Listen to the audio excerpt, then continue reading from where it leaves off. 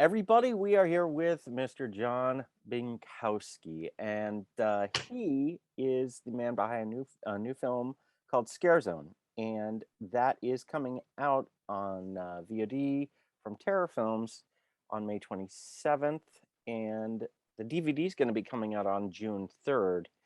Jon, how are you, man?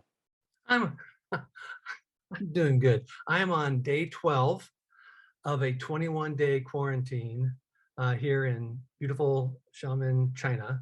You know, COVID, and they are very strict about this. And so I have a client here because my day job is I do theme park work and things like that. And then when I gather enough money together, I run off and make a movie.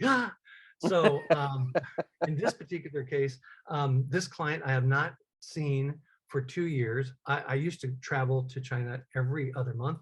And finally, I just said, you know, he's been really good to us during all this COVID crap. And I'm coming out to see him. And so I'm putting in my time. Got to do my 21 days quarantine. So I've been in this place for 12 days. And then then I get to go to another hotel for 7 days. Anyway, so there you go. So that's what I'm doing here. So it's good to talk to someone. It's well, I can't imagine what you're going through over there because yes, they are very, very strict with their protocols and everything. Yeah, so you know what? The best of luck on that. But okay, you know, just to snip a couple of bad rumors that are out there. Nobody sticks anything in your butt to check you. You know, I know that's out there. No, it doesn't happen. Seriously, that's out there? That's That's not even the right end. I know. I'm not sure. Maybe breathe in or something. I don't know. But anyway, so but they do test you regularly and everything. This is their plan. This is their plan of trying to nip it. So I'm just cooperating. Anyway. Oh, cool. So Scare Zone. Scare Zone. Scare Zone. Okay. Okay. Well, first of all, tell us about the film. Okay. Well, the film actually was something that wrote itself a little bit because I'm an indie filmmaker. I'm an older one, you know, but and a lot of times I'll go to film festival and there'll be, you know, these young people and me going, we just did our first feature film. But in this particular case, because I'm in the theme park industry, sure. I have a relationship with our friends at Disney and our friends at Universal and have a close relationship with both of them. But Universal happened to have a haunted house from Halloween Horror Nights in Florida that was going to be kind of lying dormant. Halloween would have happened. Then there's this convention that happens a month later. They wanted to show it off to some of the conventioneers. So they were just going to have it sitting there in a soundstage. And so I was like, you have a full, beautiful set in a soundstage. How about if I shoot a movie there? And they said, sure, as long as you pay the rent for the, you know, the place, you get the set for free. And if you don't damage the set, or if you damage it, then you got to fix it. That's so a smoking deal. That's and so basically went, I will write something. And I've always had this, you know, this fear of being in a haunted house and maybe it's real. I think that's what it plays off of everybody's fears like that. So I kind of went off of that. So all of the set inside there is all from Universal Studios, very talented team. The only thing we built was the gift shop at the end because there's no real gift shop at the end of their sound stages. But as this is supposed to be something that popped up in a strip mall. But there are bags of blood that you can buy to sip on. That's right. That's right. So it was tons of fun to do, but it was a little bit, you know, we had a definite time frame where we had to get in and get out. Right. So that's what we did, and we had a lot of fun. And hopefully that having a good time, even though we're killing people and things like that, kind of comes across in the movie. Hopefully. That's awesome. So I'm you mentioned that you have your day job is creating experiences in theme parks. Yes. And I too have a a past in theme parks. Well, and a continued involvement in theme parks. So, Yeah, uh, there you go. so, so what I was really interested to talk to you about was how the theme park industry kind of crosses over into your film career, and vice versa. Right, right. Well, and that's how I got into film. Film was because theme parks, starting from way back in the '80s, going forward, there was a strange merging between theme parks, museums, and Broadway shows, and they all started using the same stuff. They all started using cool projection devices, um, uh, animated show action equipment, flying rigs, Spider-Man and all that kind of stuff. And we all played with the same things. And in a theme park, when you go there, you get a live show here, you get a roller coaster here, you get a multimedia show here. And I was lucky enough in the past to do a couple of large format films that were only able to be seen in a theme park. Now there's IMAXs everywhere. But long time ago, because I'm old, one of the first ones that we did was a movie called Pirates, which is a 3D movie. It stars Leslie Nielsen, Eric Idle, and I was the senior producer of that. And we even had Rodney Dangerfield at the end of it. And Oh my it God! played All of these just legends. yeah, and Rodney Dangerfield. I mean, bless his heart, he didn't have an agent. When we called up, he's just like, "Hello," and I was like, "This Rodney Dangerfield." Well, he doesn't And get any respect. I mean, come he on. doesn't. He doesn't. But he was a great man. He was terrific, and that was what launched us, and also gave me the bug for doing this. But in theme park world, as you know, nothing lasts over 20 minutes or a half an hour. Right. And I had not I had not done anything for years and years and years over 20 minutes long, including my wife. But anyway, that would take Okay. a 90-minute, 100-minute film. So I really wanted to do that and do a feature length film, which is a totally different bird. Yeah, entirely. Okay, you create film, you create attractions, but how does the story that you're trying to tell affect the method that you use, either film or something experiential? Well, I fortunately was able to work on a couple of haunted houses. Now, I am not an expert like a lot of the guys that are out there. Michael Aiello, who's a big leader in He's that. so that man's so nice. He's such a good guy. He's amazing, and that's his thing. We got to help with a couple. We worked on one in Japan, worked on one for Six Flags, which so I had gotten my fingers into it just a little bit. So we tapped into that, and also the people that we populated the movie with, for the most part, except for maybe Arian Ash and Simon. No, it's not.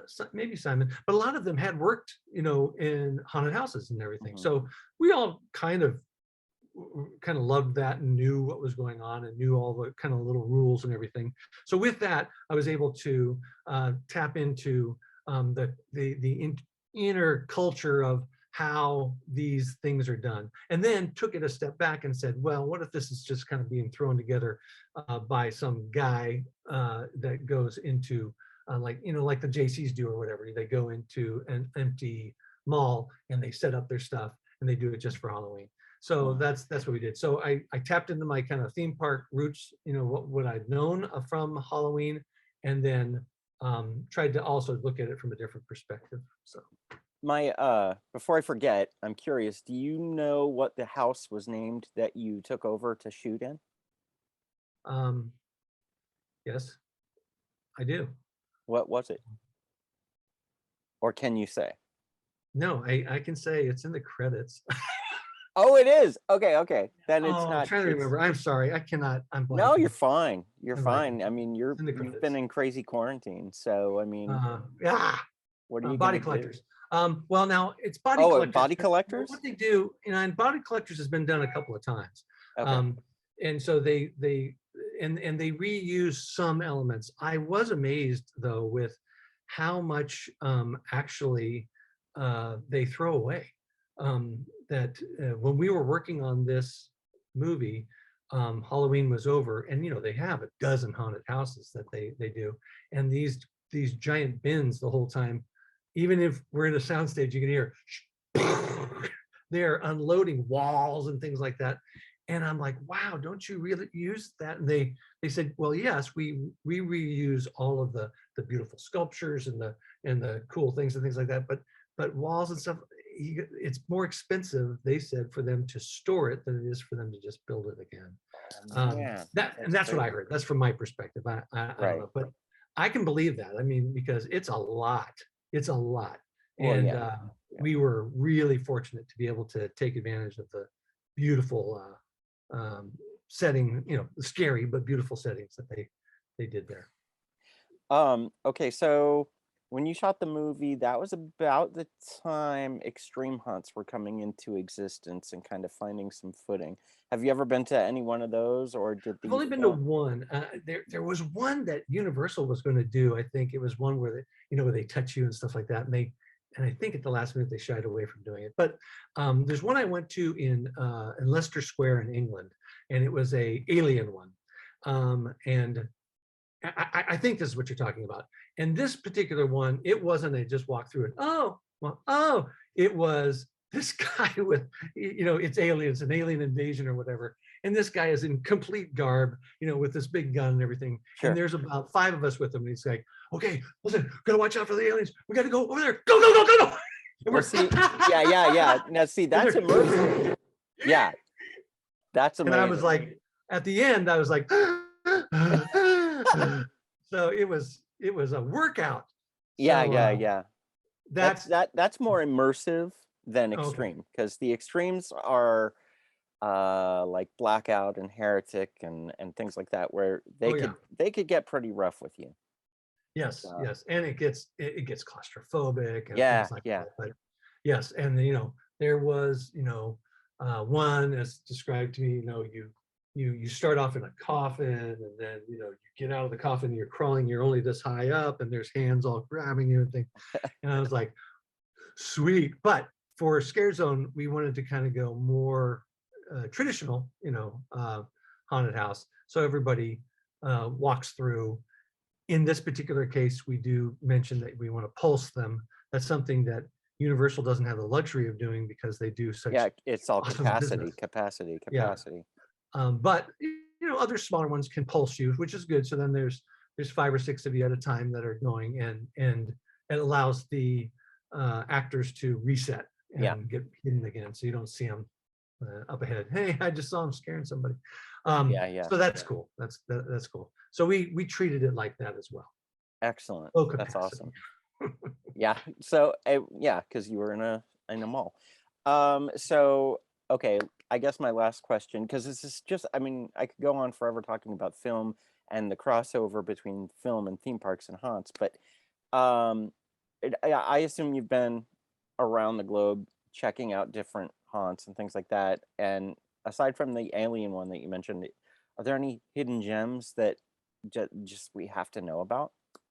Well, I mean, because I am, of course, in Asia, and I mean China in particular, what I would encourage for anybody who is really into checking out haunts around the world, you would be blown away with what they're doing in China at Chimlong, in Guangzhou, in Zhuhai, Hong Kong.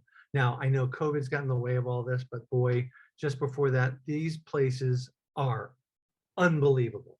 And they are taking it to the next level, not just in haunted houses, but also in scare zones, which of course we're called scare zone, but the outdoor kind of environmental thing. And they've even gone so far as that a lot of their scary individuals have become kind of instant cult classics, and they queue up for miles to get their picture taken with this guy who looks like a zombie. He's a good looking guy, and I mean, yes, he's dead. Yes, he likes brains, but yes, but he's cute. It's kind of that that vampire thing. But they've got it going on, and you know, they're the whole place is very, you know, immersive and everything, and they are the best audiences. So in that particular case, in America, we're a little tainted. We know what we're getting into. We're going to go to this field where there's a barn and they're set up and everything. We're like, yeah, but boy, they are into it here, and they're a good audience. So if you ever get a chance, you know, Hong Kong, Ocean Park, Hong Kong has a massive Halloween program, unbelievable, and it's very cool. So yeah. Okay, well, I have to get out there and go see those then. But thankfully, there's a movie coming out called Scare Zone that Yes. you did, and it's being resurrected from Yes. its 2009 sarcophagus, Yes. and it'll be Yes. here That's on. why body collectors, and yeah, and it is, it'll bring back memories for a lot of people. And it doesn't matter. It's I wouldn't call it a timeless movie, but it feels very 80s, I will say. It's Very like an cool. 80s movie. And the typical things happen. You know, you jump out to scare somebody and you get slugged, uh, and Uh, things like that that you have to watch out for when you're working a haunted house. But I did like uh, the the fact that all of the characters, you know, had some, not only some charisma, but also they interacted well with each other. And it's, believe me, it's check your brain at the door. It's not the, you know, a thinking man's movie or a thinking woman's movie. It is, you know, it's a popcorn movie, and you're there to have a good time and try to figure out who Excellent. the killer is. So, Excellent. Incidentally, I have to congratulate you on Born Spectacular. Uh, oh, I thank you. I have not been out to see it yet, but I can tell you that it is very rare that when somebody brings something up, I've heard nothing bad, and I've heard people say you must, if you haven't done it, you must go see it. Yeah, So, it was a little bit of a sleeper because it opened during COVID, right in the mm, middle of 2020. They tried to open it uh, when it was supposed to open, but they waited just a little bit. But then they opened it, so there's no fanfare to it. We couldn't get any of the stars out or anything like that. But we're very proud of it.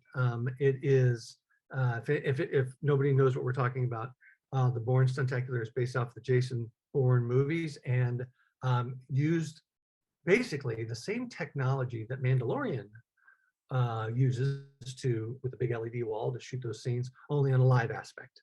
So it's a giant LED wall with, you know, automatically controlled sets and things like that that change perspective and everything as you have a whole stunt show live happening in front of you. So it is, it's a wild experience, and we're very, very proud of that. So yes, we do that, and we do a lot of work with IPs. Batman, mm. Lethal Weapon, Bourne, Pirates of the Caribbean, things like that. We have a Pirates of the Caribbean show at Disney in Shanghai, which is got a vertical wind tunnel in it, you know, without walls, and it's a Huh. tornado that happens on stage. It's wild. So we come up with that goofy stuff, and that allows us to gather together enough money to make a movie. So Yay! Awesome. Well, listen, it was honestly a pleasure talking to you, and geeking out about haunts and theme parks, and uh, yeah, it was thanks. great. But again, best of luck on this re-release, and or release, I suppose. And Well, everybody, Scare considering the Zone. fact that nobody saw it when it first came out because we didn't know what we were doing, this is pretty Yeah. much a release. Okay, okay, So, we'll just call it a release then. yeah. On May 27th, that would be global, and then the DVD is coming out on June 3rd, Scare Zone. And Jon Binkowski, thank you so much for your time. Thank you. All right. Thank And you good very luck on much. the quarantine. You can do it. I can do it. I'm really good at sitting on my ass. All right. You could All do the right. Have a good thing. one. All right, Thank you. buddy. Thank you. Thank you. Bye.